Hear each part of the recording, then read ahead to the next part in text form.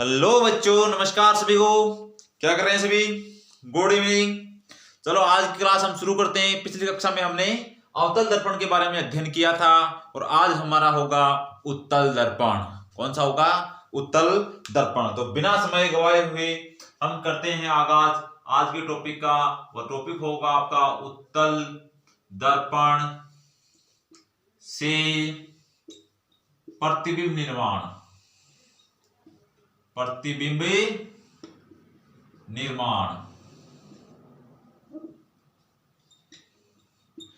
देखो, आज के टॉपिक का हम आगाज करेंगे, शुरुआत करेंगे और वो हमारा आज का अध्याय होगा। आज का हमारा मुख्य बिंदु होगा वो होगा उत्तल दर्पण से प्रतिबिंब निर्माण। हमने पिछली कक्षा के अंदर अध्ययन किया था और उसमें हमने पढ़ा था अवतल दर्पण के बारे में और टोटल 6 स्थितियों के बारे में हमने क्या बनाया था? प्रतिबिंब बनाया था। इसके अंदर हम सिर्फ 2 स्थिति बनाएंगे, पहली और दूसरी, और इसके प्रतिबिंब कंप्लीट। 2 स्थिति में इसके सभी प्रतिबिंब आ जाएंगे। तो चलो देखते हैं, करते हैं शुरुआत। आज के नए टॉपिक की शुरुआत होगी और आप सभी के साथ होगा। तो देखो, पहली स्थिति क्या? जब वस्तु अनंत पर हो, जब वस्तु या बिंब अनंत पर हो, अनंत पर हो। पहली स्थिति आपके सामने उपस्थित है, प्रेजेंट है। कौन सी है? कि आपकी वस्तु कहां पर है? अनंत पर है। तो चलो करें आगाज।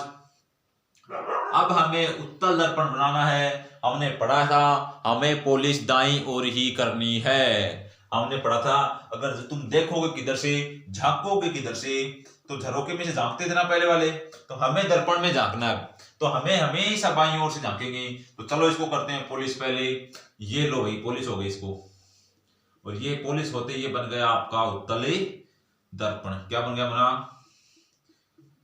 उत्तल दर्पण।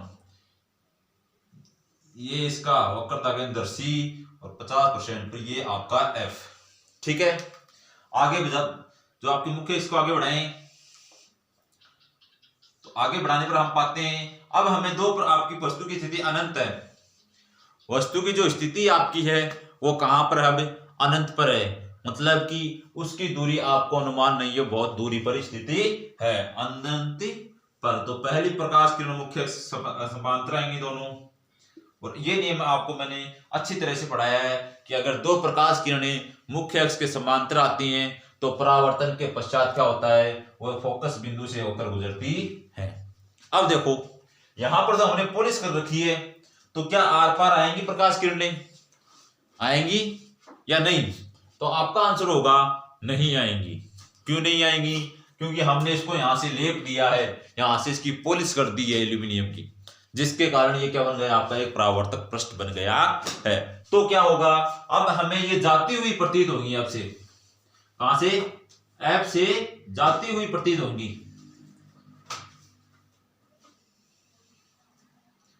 F से जाएगी नहीं तो जाती हुई आपको प्रतीत होगी। ये निकाल दो इधर, कुछ ज्यादा तिरछी होगी। ये लो, ये इधर वाली भी आपको F से जाती हुई प्रतीत होगी। तो ये लो। अब देखो, सामने इनको बढ़ाएंगी तो क्या कहीं पर एक दूसरे को क्रॉस करेंगी? आपका जवाब होगा सर जी नहीं करेंगी। तो नहीं करेंगे तो क्या करेंगे? हम इनको पीछे बढ़ाएंगे। किधर बढ़ाएंगे? पीछे। तो पीछे बढ़ाओगे तो पीछे आप बढ़ाने पे देखोगे कि ये कहां मिल रही है एक दूसरे से। और ये देखो यहां पर, देखो पीछे बढ़ाने पर, दोनों साइड में देखो, यहां पर पीछे बढ़ाने पर किस बिंदु पर मिल रही है? F बिंदु पर मिलती हुई प्रतीत हो रही है। कैसी हो रही है? प्रतीत हो रही है।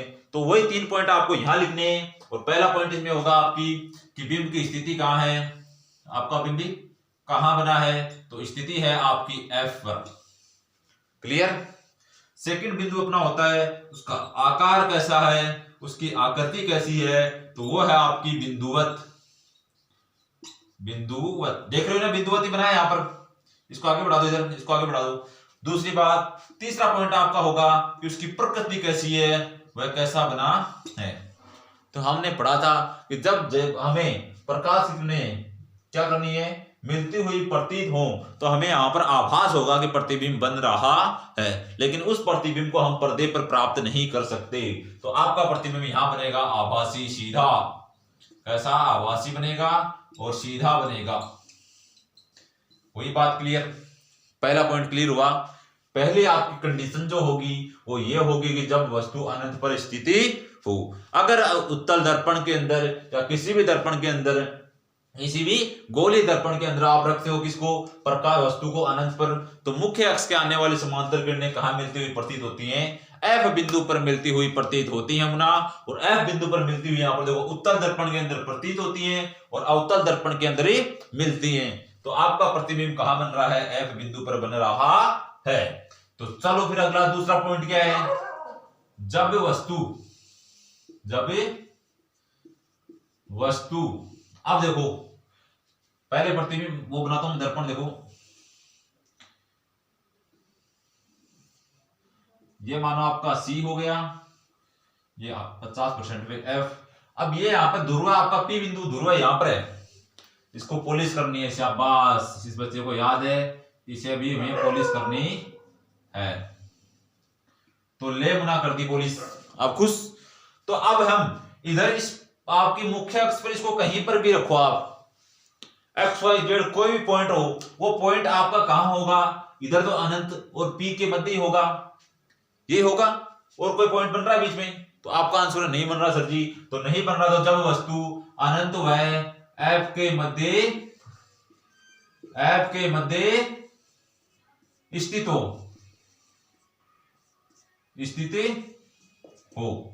दूसरा पॉइंट आपका क्या बन रहा है कि जब वस्तु कहां स्थित हो, अनंत व सॉरी पी के मध्य, छोटू पी लिखना बेटा यहां पर, पी के, क्यों यहां पर ध्रुव है ना आपका।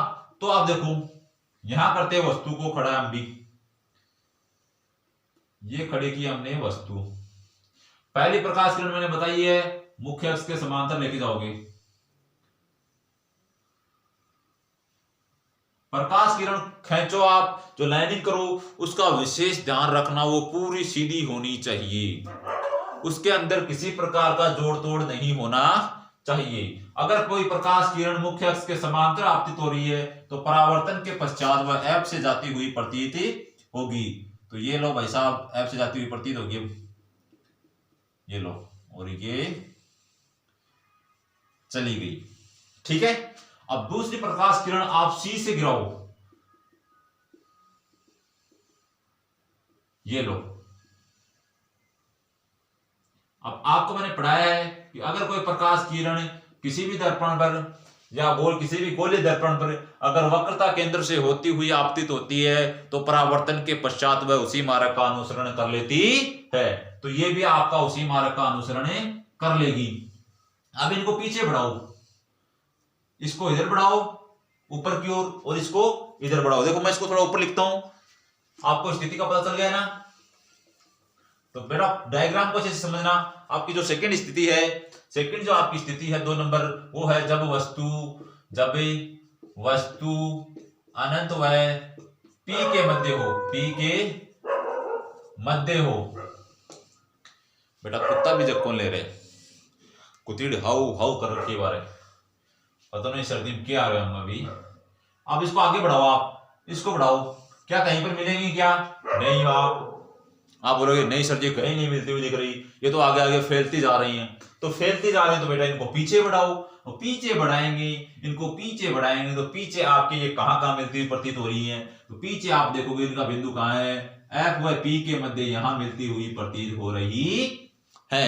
मुख्य अक्ष के ऊपर मिल रही है तो आपका प्रतिबिंब भी कैसा होगा, बिल्कुल सीधा होगा। कैसा होगा मुना? बिल्कुल सीधा होगा।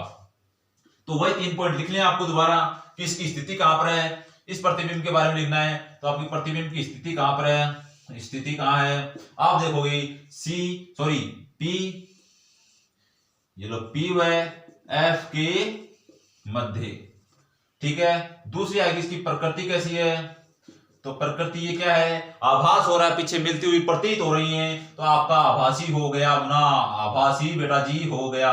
और सीधा है तो आभासी सीधा। तीसरा बिंदु आपका गए कि ये इसका आकार कैसा है, तो आकार का बात करें या आकृति की बात करें, तो आकृति की बात करें वो है आपका छोटा। और आप देख रहे हैं हमने प्रतिबिंब इतना बड़ा रखा है और उसका चित्र छोटा सा बन रहा है। आई बात समझ में?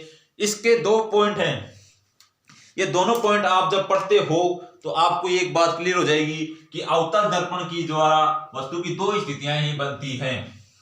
तीसरी स्थिति आपको कहीं बनती हुई दिखे तो मेरे को भी कमेंट करके बताना कि सर जी इसकी स्थिति तीसरी यहां पर बन रही है। पहली स्थिति बन रही है अनंत के ऊपर, कहां बन रही है मुना, अनंत के ऊपर। दूसरी स्थिति बन रही है आपकी अनंत से लेके ध्रुव के बीच की ये दूरी। इसके अलावा कहीं अगर आपको तीसरी स्थिति नजर आए तो जरूर बताना। बताओ कहां से तीसरी स्थिति है नहीं, दूसरी है नहीं, तो आपकी दो स्थितियां क्लियर हुई।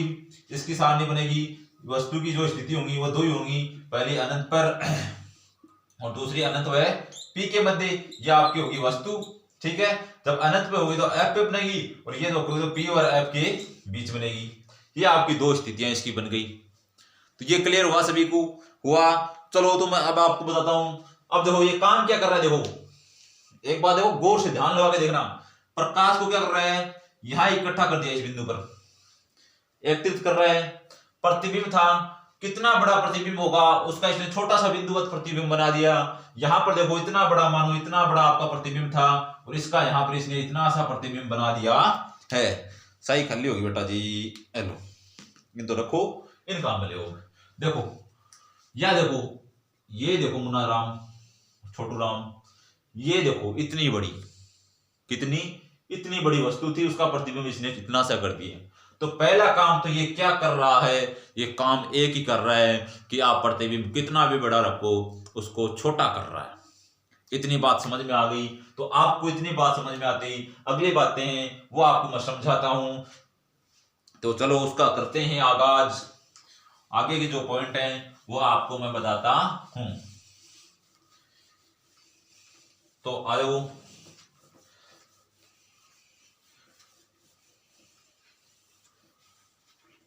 देखो हमने बनाया था उत्तल दर्पण, ये बनाया, हाँ मार्सा ये बनाया आपने, हाँ सर जी ये बनाया, ये सी, ये एफ। अब हम दर्पण के अंदर जो गोलीय दर्पण है उसमें दूरियां कहां से मापते हैं, पी से मापते हैं सर जी। तो मैंने बताया था यह आपका मूल बिंदु हो गया। तो मूल बिंदु से यहाँ दाईं ओर की दूरियां होंगी धनात्मक और बाईं ओर की होंगी ऋणात्मक। ऊपर की दूरियां होंगी धनात्मक और नीचे की होंगी ऋणात्मक। ये हो गई आपकी कि प्रतिबिंब की हाइट, बिंब की हाइट आपकी इसमें लगो प्लस में, प्रतिबिंब अगर नीचे बन रहा है तो माइनस में। तो ये आपकी दूरियां होंगी। अगर मुख्य ध्रुव की साइड की दूरियां हैं, जैसे अवतल दर्पण है, तो अवतल दर्पण के अंदर हम रेडियस को देख रहे थे, त्रिज्या को देख रहे थे, फोकस को देख रहे थे, पावर शक्ति को देख रहे थे, एफ पी, इसकी सभी क्या थी, अवतल दर्पण की, किसकी, अवतल की क्या थी, माइनस माइनस माइनस। पर उसमें था क्या कि सर जी उसमें तो ये खाकड़ था और खाकड़ ये था कि आपके ध्रुव की दाईं बाईं ओर थी सभी दूरियां, तो बाईं ओर की दूरियां नेगेटिव होती हैं। हमने यहां पर भी आपको ये चीज बताई है। तो अब देखो उत्तल दर्पण के अंदर फोकस इधर है, वक्रता केंद्र इधर है, तो आपकी वक्रता त्रिज्या आर क्या होगी, पॉजिटिव होगी कि नहीं होगी। आप बोलोगे हाँ जी, हाँ सर जी, हाँ मर्सी, बिल्कुल बिल्कुल क्या होगी, ये पॉजिटिव ही होगी, ठीक है। अब हमने देखा कि वक्रता त्रिज्या की आदि कौन होती है, आपकी फोकस दूरी। संबंध सब में देखो R बराबर 2 इंटू एफ, एफ बराबर ये एफ और P बराबर 1/f, सब में संबंध है ना। सब लगा हाँ सर जी बिल्कुल संबंध है। तो संबंध ये प्लस हो गई तो ये ऑटोमेटिक प्लस हो गई, ये प्लस हो गई तो ये भी प्लस हो गई। धड़ाधड़ प्लस कर दो, बस क्या कर दो, धड़ाधड़ धड़। तो आपको धड़ाधड़ क्या करना है, तो आप लिखोगे इसके अंदर कि अवतल दर्पण की, क्या लिखोगे, अवतल दर्पण की वक्रता त्रिज्या r धनात्मक होती है, ठीक है। बात करें फोकस दूरी की, तो फोकस दूरी भी धनात्मक होती है, पॉजिटिव होती है। दूसरी बात करें पावर की, क्षमता की, तो 1/f होती है, तो 1/f बराबर ये भी आपकी पॉजिटिव होती है। क्या होती है, पॉजिटिव होती हैं तीनों इसकी। अवतल दर्पण की बात करें तो अवतल दर्पण की ये तीनों पॉइंट क्या होते हैं, नेगेटिव होते हैं। समझे बात को, समझे बात को। अगर कोई आपसे पूछ ले कि आपका जो समतल दर्पण है, उसकी आपकी वक्रता त्रिज्या क्या होगी, आर क्या होगी, उसकी फोकस दूरी क्या होगी, उसकी पावर क्या होगी, उसकी क्षमता क्या होगी। ये तीनों आप मेरे को कल कमेंट में बताओगे, अगर आपको पता है तो। अगर नहीं पता है तो मैं आपका ये अगले वीडियो में कंसेप्ट भी क्लियर कर देता हूं। इसका उपयोग अब देखो, किसका उपयोग, तो मैं बोलूंगा, आप बोलोगे सर जी किसका उपयोग, तो हमने एक दर्पण बनाया था, उस दर्पण को बनाने के बाद में उसको नाम दिया था, और नाम दिया था उत्तल। क्या नाम दिया था, उत्तल। तो उत्तल का बेटा जी करना क्या है, देखो उत्तल के उपयोग कहां कहां होंगे, उपयोग तो मुन्ना देखो पहला उपयोग कहां होगा, ये काम क्या करता है, क्या काम करता है, तो बोलोगे सर जी ये तो काम क्या करता है कि कोई भी चीज का बड़ा होता है उसका छोटा बिंदु सा प्रतिबिंब बना देता है। तो हमें छोटा प्रतिबिंब कहां देखना होता है, गाड़ी का जो पार्श्व साइड मिरर होता है, पार्श्व जो दर्पण होता है गाड़ी में, पार्श्व दर्पण जिसको साइड मिरर बोलते हैं, उसके अंदर इसका उपयोग होता है। ठीक मार्सा, ठीक सर जी। दूसरा कहां उपयोग होगा, तो दूसरा ये क्या करता है, प्रकाश किरणों को फैला रहा है, रट्टो मत कोई चीज को। जैसे देखते आप डायग्राम बनते हैं ना, डायग्राम के अकॉर्डिंग आप इसको देखो, डायग्राम के अकॉर्डिंग इसको देखो, ये क्या कर रहा है, प्रकाश किरणों को फैला रहा है। आपने देखा ये आपका दर्पण उत्तल हो गया, प्रकाश किरणें इधर गई, इधर गई, एक ठो इधर गई, एक ठो इधर गई, एक इधर गई, एक इधर, पता नहीं चलता किधर जाती है। ये होता ना, कोई किसको किधर मार रहा है, किधर मार रहा है, किधर मार रहा है, धो रहा है कुछ, तो वो चारों ओर फैला रहा है। तो आपकी जो रोड लाइट होती है, स्ट्रीट लाइट, रोड लाइट के अंदर इनका उपयोग करता है, किसमें, रोड लाइट के अंदर इनका उपयोग करते हैं। क्या करते हैं इनके अंदर, रोड लाइट के अंदर इनका उपयोग करते हैं। तीसरा पॉइंट है, कभी आप एटीएम गए हैं, कहां गए, एटीएम, जहां आप पिन डालते हैं एटीएम की, जस्ट उसके ऊपर एक छोटा सा दर्पण लगा होता है, और वो दर्पण लगा होता है, जो पिन डाल रहा है ग्राहक उसके कि उनके पीछे कोई खड़ा है कि या नहीं खड़ा है, अपनी सुरक्षा के लिए। तो इसका उपयोग कहां करते हैं, एटीएम के अंदर सुरक्षा के लिए भी करते हैं, एटीएम के अंदर सुरक्षा की दृष्टि से भी इसका उपयोग करते हैं। देखा होगा आपने कि जहां आप एटीएम मशीन में पिन डालोगे, जस्ट उसके ऊपर के प्लेट के ऊपर लगा होता है कि आपका उत्तल दर्पण, और उसके अंदर आपका ना बिल्कुल गुलगुले की तरह, मतलब कि बड़े की तरह बड़ा सा मुंह दिखता है, तो वो आपको वहां पर भी उत्तल दर्पण का उपयोग होता है। ठीक है, इसके बाद में एक छोटा सा पॉइंट आता है दर्पण सूत्र का। किसका आता है, दर्पण सूत्र का। तो दर्पण सूत्र क्या होता है, तो दर्पण सूत्र भी आप लिखो कि दर्पण सूत्र, क्या लिखोगे, दर्पण सूत्र क्या होता है, तो दर्पण सूत्र आपका होता है 1/f, क्या होता है, बराबर 1/v + 1/u। ये आपका होता है दर्पण सूत्र। ये क्या होता है आपका दर्पण सूत्र। यहाँ f बराबर क्या है, ये f आपकी फोकस दूरी है, ठीक है। u क्या है, आपकी जो u है ये क्या है, ये आपकी वस्तु की दूरी है, वस्तु की दूरी या बिंब की दूरी, ध्रुव से वस्तु की दूरी कितनी है, ये आपकी है, और v जो आपकी है ये है प्रतिबिंब की दूरी। क्या है बेटा जी, प्रतिबिंब की दूरी। आई बात समझ में, आ गई बात समझ अच्छी तरह से आ गई। तो एक छोटा सा टॉपिक और बनता है लास्ट में, और फिर इसके बाद में परावर्तन का टॉपिक कंप्लीट हो जाता है, लेंस, और उसके बाद में अपवर्तन शुरू हो जाता है। तो परावर्तन के अंदर देखो अगला कौन सा है, अगला आपका पॉइंट बचता है आवर्धन। क्या बचता है, आवर्धन। अब ये आवर्धन भाई साहब क्या खाकड़ है, क्या समस्या है, तो आवर्धन किसे बोलते हैं बेटा, आवर्धन m बराबर क्या होता है, जो आपकी प्रतिबिंब की हाइट है और आपके जो वस्तु की हाइट है उसके अनुपात को क्या बोलते हैं, आवर्धन बोलते हैं। अगर इसके अंदर परिभाषा में लिखना चाहो तो आप लिख सकते हो कि आपके प्रतिबिंब की ऊंचाई व क्या, प्रतिबिंब की ऊंचाई व वस्तु की ऊंचाई के अनुपात को क्या कहते हैं, आवर्धन कहते हैं। क्या कहते हैं, आवर्धन कहते हैं। अब देखो ऊंचाई है ऊपर, नीचे भी ऊंचाई है, तो क्या हो जाएगा, मात्र कहां जाएगा इसका, ऊपर अगर आप मीटर में ले रहे हो तो नीचे भी मीटर, मीटर मीटर में भाग लगाओ तो एक हो जाएगा। कोई मात्रक बन रहा है, नहीं सर जी कोई नहीं बन रहा, तो आपके आवर्धन का कोई मात्रक यहाँ पर नहीं है। ठीक है, या आपको इसको से भी लिख दो माइनस ही बराबर यहाँ लगो माइनस v/u। अगर आप ऊंचाई नहीं दी है ना तो आप इससे भी निकाल सकते हो इसको। ठीक है, इतना हो सभी को क्लियर हुआ कि नहीं हुआ, रजिस्टर किधर गया रे, ये रहा। अब देखो मानो आपको डायरेक्ट आवर्धन मिल गया, क्या मिल गया, डायरेक्ट आपको क्वेश्चन के अंदर आवर्धन दे दिया, और बोला पता लगाओ, क्या करो, पता लगाओ कि आपका प्रतिबिंब की प्रकृति कैसी है। अगर आवर्धन आपका पॉजिटिव है, अगर आवर्धन आपका पॉजिटिव है या आवर्धन आपका नेगेटिव है, तो इसको देखकर आपको पता लगाना है कि आपके प्रतिबिंब की प्रकृति कैसी है, प्रतिबिंब की प्रकृति कैसी, आवर्धन, ठीक है। ये अगर पॉजिटिव आ गया या नेगेटिव आ गया। अगर आपका आवर्धन पॉजिटिव आता है, अगर आपका आवर्धन क्या आता है, पॉजिटिव आता है, तो आपके प्रतिबिंब की प्रकृति जो होगी वो होगी आभासी व सीधा। अगर माइनस से जाए तो वास्तविक व उल्टा।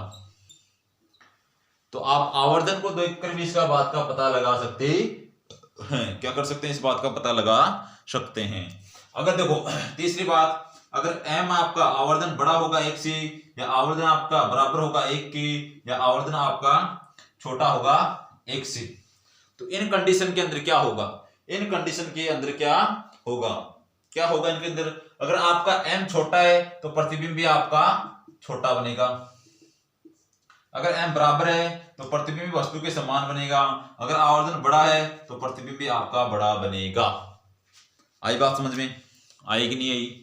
ये 3 आपके पॉइंट अलग से आते हैं। अगर ये आपको 1 नंबर के क्वेश्चन के अंदर देखिए अगला पूछता है कि किसी भी आवर्धन आपको दे दे, किसी भी आपके परिवर्तन दर्पण के द्वारा आवर्धित वस्तु का आवर्धन आपको दे दे कि इतनी इसका आवर्धन है और इसकी प्रकृति बताइए कैसी होगी।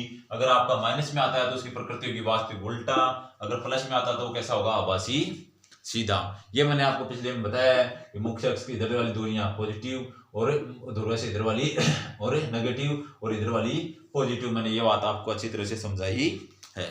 तो अगर आप सभी को क्लास पूरी अच्छी लगी, अच्छी तरह से समझ में आई है, तो सभी चैनल को करेंगे सब्सक्राइब, अपने साथियों के साथ में करेंगे शेयर और लाइक से कमेंट भी साथ में करेंगे। और आपका मैं एक होमवर्क देता हूं कि जो समतल दर्पण है, कौन है, समतल दर्पण, इसकी पावर कितनी होती है, इसकी क्षमता कितनी होती है, ठीक है, इसकी फोकस दूरी कितनी होती है, या इसकी वक्रता त्रिज्या आर कितनी होती है।